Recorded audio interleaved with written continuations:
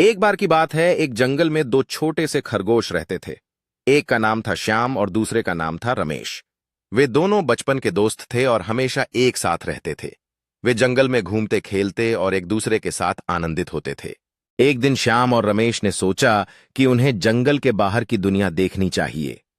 उनके दिल में साहस था, लेकिन थोड़ी सी चिंता भी। उन्होंने अपनी दोस्ती की ताकत पर भरोसा किया और यात्रा पर निकल पड़े। जैसे ही वे जंगल के बाहर पहुंचे, उन्हें एक नई दुनिया देखने को मिली। सूरज की किरणें चमक रही थीं और हवा में एक ताजगी थी।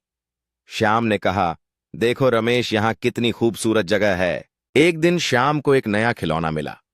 वह एक बहुत ही चमकदार और सुंदर गेंद थी। श्याम इतना खुश था कि वह रमेश के साथ खेलना भूल गया। वह दिन भर सिर्फ अपनी गेंद के साथ ही खेलता रहा।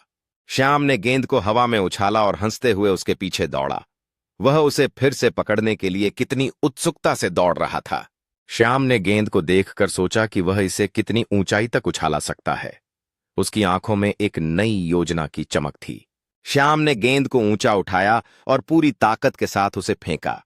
यह एक अद्भुत क्षण था, जैसे उसने हवा में उड़ने की कोशिश की।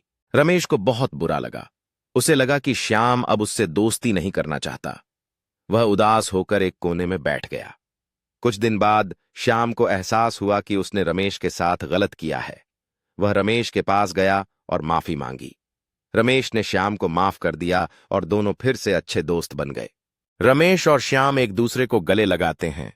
उनके चेहरे पर मुस्कान होती है, क्योंकि वे अपनी दोस्ती को फिर से जोड़ते हैं। रमेश और श्याम एक पार्क में साथ बैठे हैं, हंसते हुए और कहानियां बांटते हुए। पेड़ों के बीच से धूप छनकर आती है।